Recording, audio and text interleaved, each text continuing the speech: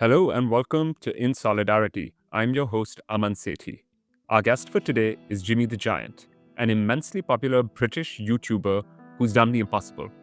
He changed his mind about politics. Yes, guys, Jimmy started off as a center right, potentially far right kind of guy, and then became, you're not going to believe this, woke. And he made a video about it, and it got millions of views. So, how can something like this happen in our era of hyperpolarization and divisive politics, and algorithmically driven hate, which programs us all to love Elon Musk? Well, listen on and find out. I'm really excited to talk to you today, Jimmy, because you, as a YouTuber, are someone who's over, I would say, at least nearing a decade now, I guess, sort of documented your sort of intellectual journey online. You've kind of started off as someone who produced extreme sport, YouTube videos. So in today's video, we're going to go through 11 weird things that freerunners do. It was going to be 10, but you're getting 11. You kind of got into political commentary. You also offline were part of, one could call, politely center-right politics.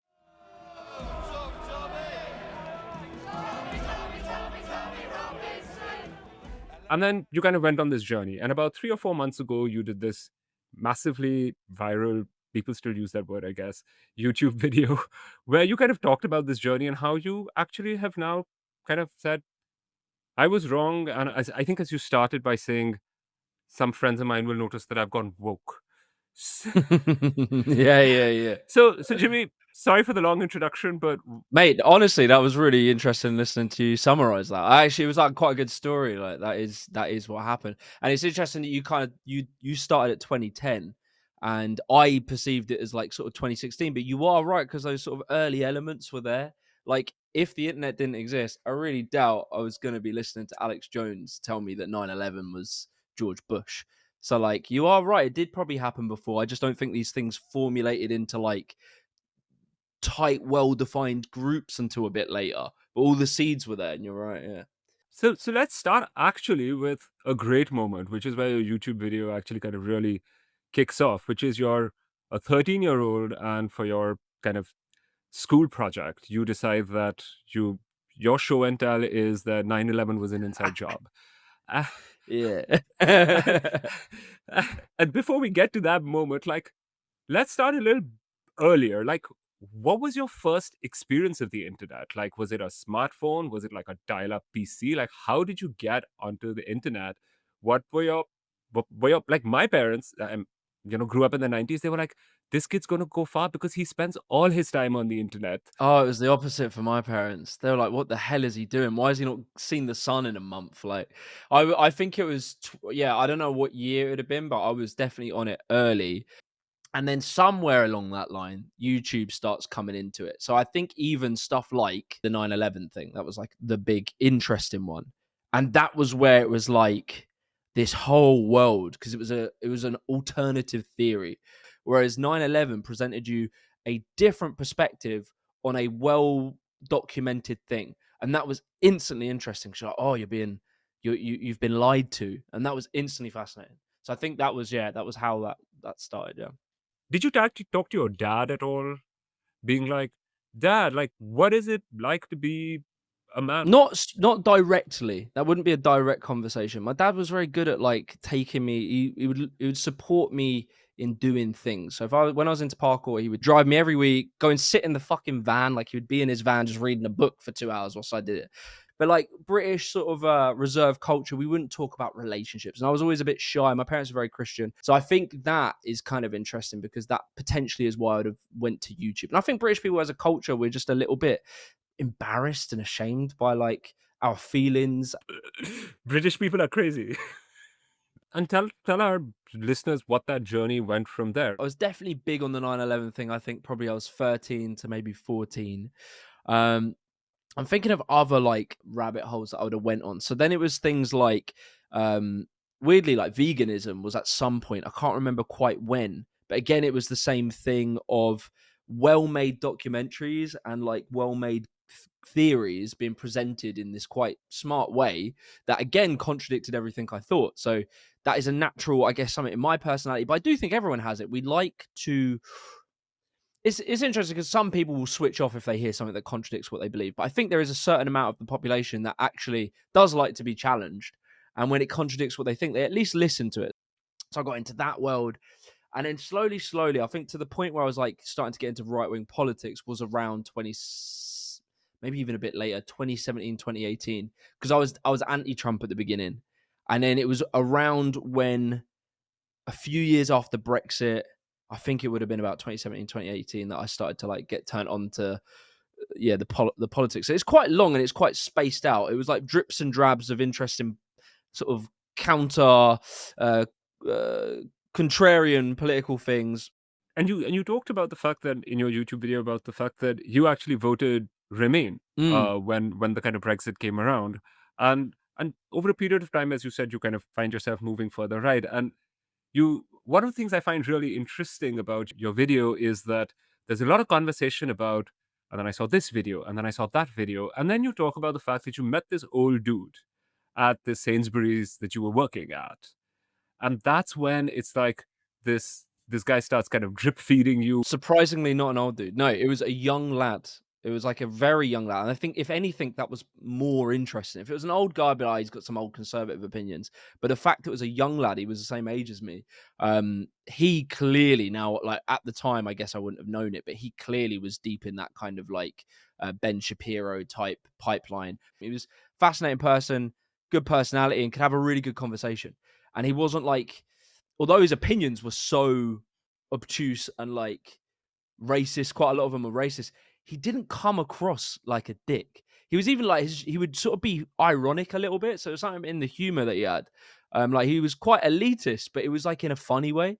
And so there's something about that, like the way he presented it, and therefore, I guess, an extension of like how the political scene online did it was they presented it with like open arms in the beginning. Like it was teasing the left and teasing these people. It wasn't, I mean, there were some clips where it would get a bit more aggressive and stuff, but in the beginning, it was more look at these well meaning liberals, but the real world where the real things happen, this is what it's really about. And I think that kind of open arm approach and like the intellectual curiosity that kind of brought me in, I think. What was going on in the rest of your life when this kind of online journey of yours was underway? And in I think in many ways, people of YouTube, when you watch YouTube, you assume that all they do is live on YouTube. And that's sort of like an impression that is fostered by the platform in some ways. Yeah, it's maybe that's a bit of a caricature of like there's definitely, I think the darker, most vocal elements are probably what you're explaining. So like the people who are really quite extreme, probably they're not going outside that much. And I think that probably, and I might be wrong, maybe it's again, maybe I'm just caricaturing, but I would say there's probably some truth to that. But again, I would say really and truly in my political thing, I probably ended up on the right. I wouldn't say I actually housed any uh genuine prejudice to people. I kind of had a right wing libertarian view, and I felt that progress was effectively achieved because we're all legally free. I didn't believe that different cultures were inferior, all this sort of stuff. I didn't get anywhere near that. But then, yeah, definitely with the Islam stuff, I think that got to a point where I was just like, why are we having kids clubs with different cultures and stuff? So I think that's as far as it went. But I had very much a quite active, well-rounded life. So I I went to a school that was very multicultural. I was very good friends with people with different ethnicities, different races, but not Muslims. We didn't have any Muslims in my school. And I do think that is important because I think because I didn't have that first-hand connection, they were able again to sell like ideas about people. Um, so yeah, I had that when I was like, I think the pipeline I went down was the self-help young lad trying to make something of themselves pipeline, which inevitably and inherently has to rely on the belief in meritocracy. In order for you to believe that by working hard, being smart, improving yourself, improving your confidence, for you to believe that that is a valuable thing to even follow, you have to believe in meritocracy because you can't, like, there's no point of doing all the stuff if it's not going to give you any results. So I was definitely young lad, like sort of hung out with, I was kind of like, what would you call it? Like the middle kids. So like I was friends with the cool kids. I was friends with the nerds, but I hung out with like the skater kids and those kind of people. So we weren't like social outcasts, pretty just normal group of people. Um, So you go down the route of like online YouTube, meet women, how to talk to women. Like you're trying to meet girls who are coming of age. And then so you watch videos and it's just like genuinely back when I would watch those, probably 2015, 2016, it was actually kind of good advice. There was some misogyny in there and I can see that, but it was stuff like go up to a woman that you find attractive and say, hello, I think you're attractive. My name's blah, blah, blah. That's not actually terrible advice. It can be used badly, and I completely get it, but that isn't terrible advice. But what becomes terrible advice is what happens later when they say, like, read the books, and the books say, women can't understand what they want. You know what they want. That's really interesting to hear you sort of talk about that, and I think it's a really interesting nuance you bring in about the fact that the specific kind of wormhole that you went down was like the self-help kind of meritocracy, entrepreneurship, hustle culture kind of approach that kind of takes you to essentially venerating certain kinds of entrepreneurs, right? So in listening to you, it's no surprise why Elon Musk is as popular as he is, because it's like he is the kind of entrepreneur. He's the godhead of he's the richest man in the world. And he's saving the West. So, you know, he's not only is he successful and life has rewarded him for his intellect and geniality, he's also saving the world. And that's like, yeah, it's like the perfect mythology. And he was a nerd, a gamer. Like literally, what more could you? You know? Sorry, yeah, it's all dudes. It is all dudes. Yeah. What is going on with young dudes? Yeah, well, it's that, man. It's we live in a society where, I mean, you can break it down to gender or not, but everyone is being fucked. It's like everyone can't get a fucking house. It's you have less free time, less money. Think how that affects your dating capabilities. Like you can't move out of your parents' house, so it's hard to date inherently. You have less money, so if you want to take a nice lady on a date, it's hard to do that because you have less money, and you feel like a fucking child because you're living with your parents. So it's like the reality, like material conditions mean that when you're 18 or 19, you kind of have a choice. And like when I think about my group of friends, I can see the choices people made. You either look at the opportunities ahead of you and you say, or you look at society, the state of the world, and you go, either fuck me, this is fucked. And then you become a lefty. Like you kind of do. Or That's the best. Yeah, that's it. and my mate, my most left-wing mate, he's very nihilistic, like realistically. Weirdly, he's achieved quite a bit. I don't know. He's just a very talented guy. But like, or you're like me, and you're like, I cannot accept that my life is doomed. I cannot. And like I said this on another podcast, like young people just want to get hopped up on some bullshit that's going to give them direction. It's the same reason I say like I'm Christian, but mainly I can understand that probably Jesus didn't walk on water, probably that stuff didn't happen. Like, but for me, it's just having a vision of something pure and good in the world to move toward and give me hope. And I think sometimes when you're young, you just want to look at life and be like, there's opportunities out there. I can do stuff. The internet's amazing. It means I can try this. And to be honest, in my life, it did work out. But the reason it worked out, and I talk about this, is because, again, my material conditions, which is what kind of pushed me towards being more left wing, is I analyzed honestly my success and I realized how much came down to the fact that I didn't have to move out of my parents' house until I was 24. And I also got furloughed from work at the perfect moment when my YouTube started working. And it's like those two material factors are like, without that, no matter how talented or skilled or gifted, this wouldn't have happened for me. And there's so many people as talented, more talented, smarter, that were just born into the wrong postcode and they are stuck there and they will never get near where I'm at. And so like, and the other thing was that even having achieved what I've achieved, I've got a big audience. And I've done well for myself, make good money. I can only afford a mortgage on like an okay apartment. And I'm thinking I'm the only person, maybe there's one other friend of mine who's an accountant, but there's all the others, we're all successful, like in terms of professionals, young professionals. None of them have mortgages. None of them even close to having mortgages. And I'm looking around like for the amount I worked, I got basically what your average person who worked one job, like one 9-to-5 job would have had in like, I don't know, the 80s, the 90s, probably even the 2000s. Maybe not, but like 90s or whatever. It's like it just really obliterated the myth of meritocracy to me. Even having had achieved it through having had done all the work, I ain't living in some £1 million house. I ain't got a fucking Rolls Royce. You know what I mean?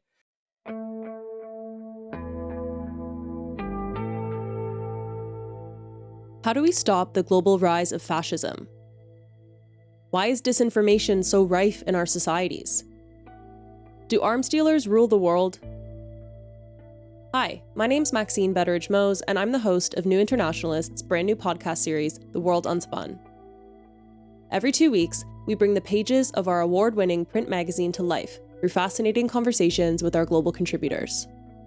Whether it's historian Vijay Prashad talking about the arms trade, Keir Starmer can talk as much as he wants about being a human rights lawyer. The fact is he's an arms dealer.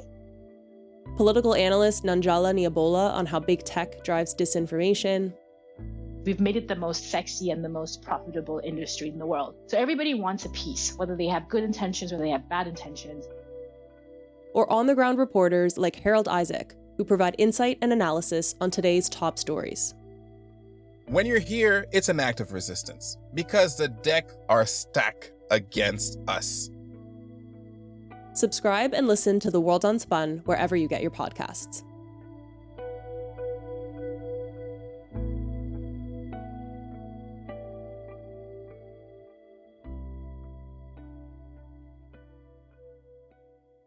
And we're back.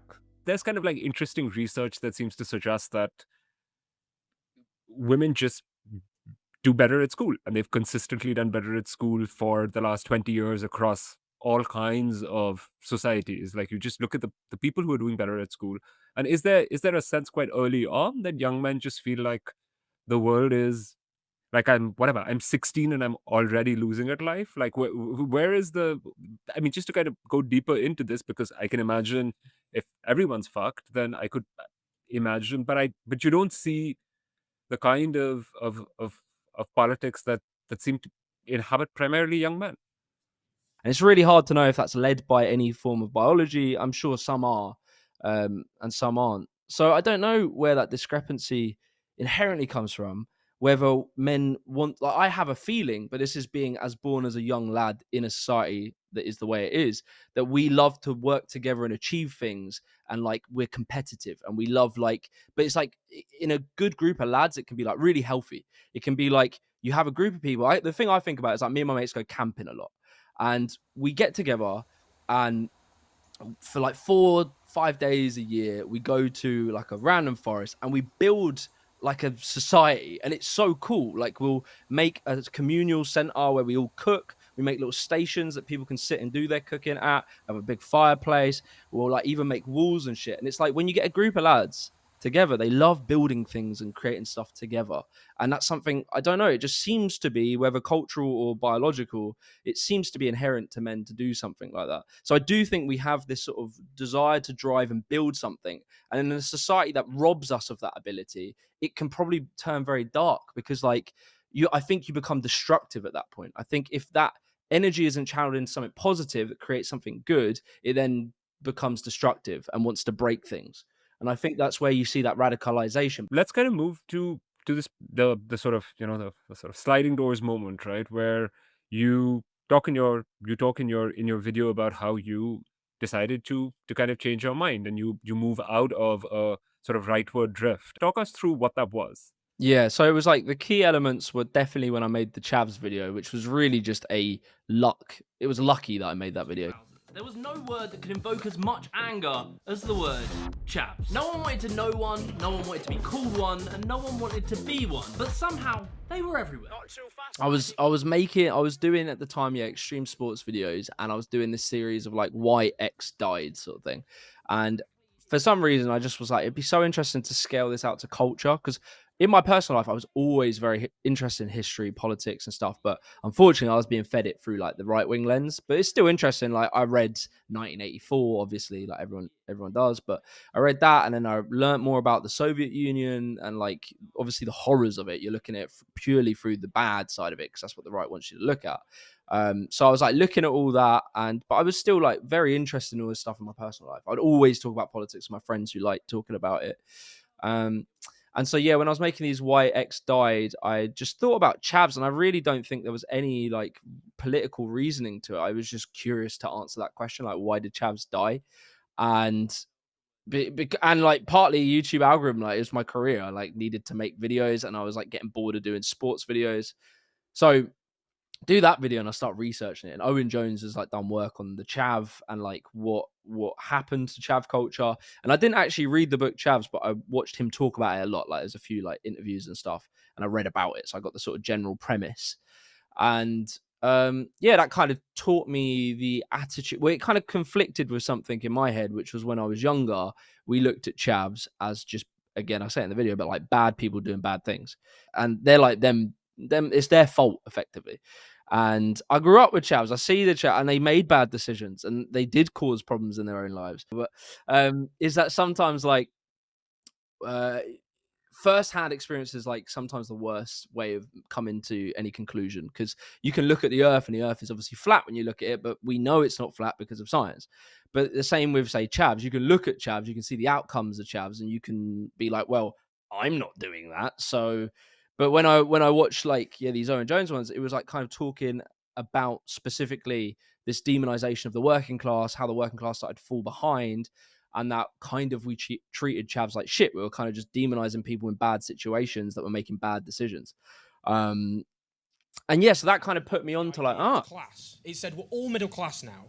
And my fear was that the populist right would go, working class does matter, the working class does exist, and they are demonized, and it is pernicious and it's dangerous. So class politics matters. We've got to talk about class, because the left often has become disconnected from it. Yes, the old, all social democratic parties are in crisis. One of the things that I think a lot of us are thinking about right now is the left seems to have sort of lost the culture war. There seems to be a way that right-wing culture is extremely ascendant. Looking at the UK, it's quite evident that, parties like Reform are sort of gobbling up large parts of the right wing.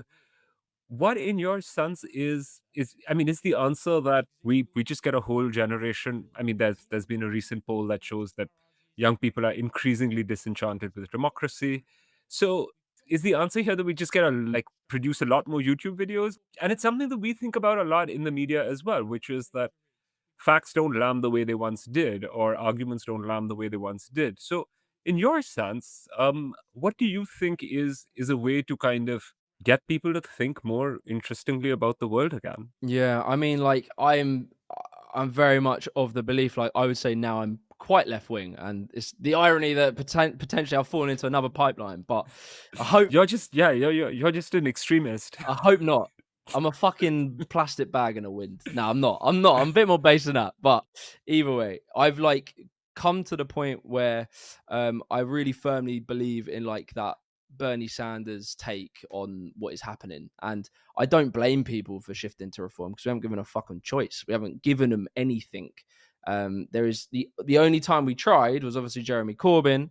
And I wouldn't say I fully 100% align on him and everything, but he at least was talking from an economically left-wing populist view.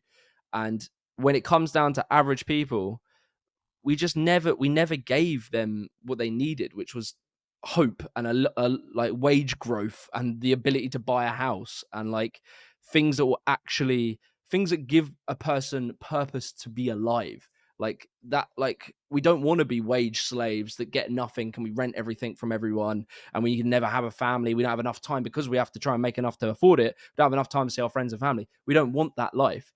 And the left has the answer to that. It claims to have the answer to that. But the left-wing party we get given doesn't even remotely resemble left-wing economic positions. So it's like it's great that they probably have more people from different gender backgrounds and different ethnic backgrounds. It's great they do that, but it doesn't matter unless people will not look at that and go, well done, I'm so glad you did that, if they can't afford to one day have a house, or if they're struggling to pay bills and they can't afford gas. Like it just doesn't matter. And I believe that was like, and I'm doing a video where I'm talking about the woke thing at the moment, where it's like, I believe it's something, and maybe again, I'm coming from a very left-wing perspective. They did exactly what they wanted to do. But the solution is ultimately we need a movement that actually offers higher tax on the rich, intellectual ways of doing that, and intellectual ways of redistributing wealth, and not demolishing capitalism. Personally, I don't believe in demolishing capitalism. We just need to realign the fucking game, like without having a war. That's how we fixed it. That's how we destroyed all the wealth. last time, and then we had from the rubbles we were able to rebuild. But we're at a point where there's so much wealth, we just now need to balance the distribution of it and get people out there spending again, and get people out there building businesses again and innovating again, because all those things have died. All the myths of capitalism have died because we're not in a period that allows that. We're not in an economy that allows that anymore.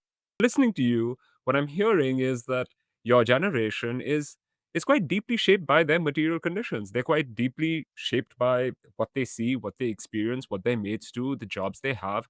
So while we of course understand there are many horrible things that are happening online, there should be better kind of algorithms, they should be, is that really a huge problem? Has that been a really huge problem for you in your journey? Or is it just something that people like to fight about so that they don't have to talk about actual material inequality? So, like, while it is a real problem, it's not a problem in and of itself.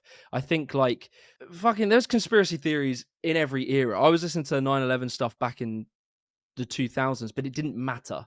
It didn't matter then, and that's why no one did anything about it, because it was like, it was just people who were a bit contrarian and, they want to have an alternative take, but it was never going to amount to anything powerful that would actually affect anything, effectively. And they've always existed. There's always been crazy people that believe, like, I don't know, the Earth's flat. They've always existed. But it's like, I don't know, fucking most people aren't going to buy a shovel unless they need to, like, use it, right? So shovels are going to exist. They're going to be sold, but you're going to see a massive, like, if we needed to build like some grave or something, they're going to start selling. The shovels are gone. And so it's like, whilst misinformation in and of itself, I don't know, that's a crazy analogy. It is. I tried to think of really clever, but nothing came. I just went down to shovels. It's fine. It's a race to the bottom. Yeah, exactly. Yeah, that's it. Nice. You spun it. But, like, at the end of the day, like, people are it's only a problem these things sell if there's a fucking market for it. And we have a market for it, being that the fact that people's lives are fucked. They need some hope. They need some actual solutions. And these people are selling a solution. It's a bullshit solution, but they're selling a solution. So misinformation in and of itself doesn't matter. But, like, it matters in a time. It matters if the environment's so fucked, it will sell as a solution. And that's the danger. So really, yeah, you need to fix solution. And then people probably will just engage with it briefly and they'll forget about it. And, it won't matter. It won't become their lives. The reason it becomes people's lives and identities is because they're fucking desperate for hope and they need something to explain what is going on to them. But if nothing's going on because living standards are good, I can't see that everyone's going to get hopped up on some crazy theories. My one last theory is that one of the reasons that the internet feels so unhinged now is that if you came to the internet as somebody who entered via gamer culture or entered via late 90s weird chat room culture, you kind of know that the rules of engagement on the internet are, this is not real life. This is a weird place. This is a place where you can be someone who you are not in your real life. This is a performance. This is a mask. This is a space of, like, play and fighting, right?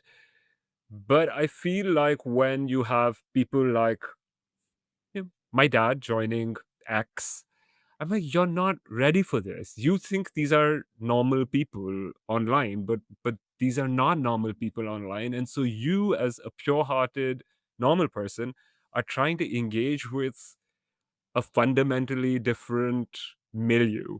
Yeah, man, I like the way you think. You're really interesting way of thinking. Yeah, that's so interesting because, yeah, these people, if you're a dad, you have so little. I just say dad as anyone who's old, as I don't know what that's meant.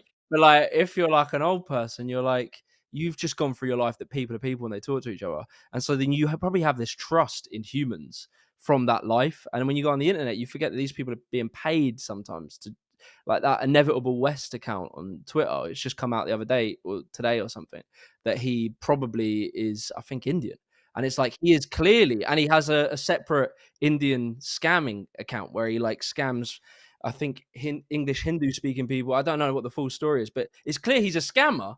But he, you wouldn't know that that's even a thing. You think these are people just saying their genuine thoughts and opinions. So you've entered that world, especially if you've come in later life, you've entered that world with, like, a trust that people are people, but they forget, that monetarized element of it.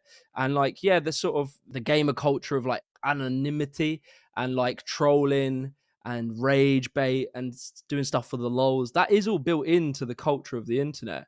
And someone who's older might just not be aware of that, and they think that these are just people talking and it's strange, and then they get hopped up. Yeah, it's interesting. I never thought about that. Well, thank you, Jimmy, for making the time for this. I really enjoyed it. Thank you. I really enjoyed that. It was great chatting. You got me thinking about a lot of stuff. Where can people find you, Jimmy? Where can they watch all your videos? I am on YouTube at Jimmy the Giant, on Twitter as Jim the Giant, I believe. Most things just Jimmy the Giant or Jim the Giant, probably. Yeah, check me out. In Solidarity is produced by James Battershill and Ayodeji Rotinwa. Audio clips came from C-SPAN, Jimmy the Giant, and Rebel News. Music was by Tyler Blomstrom-Moore and What Tomorrow Brings. And the theme song is Odyssey by Edward Abela. Thanks for listening, and if you'd like more from Open Democracy, why not subscribe to our newsletter? You can do so by heading to opendemocracy.net/newsletters. Thanks again.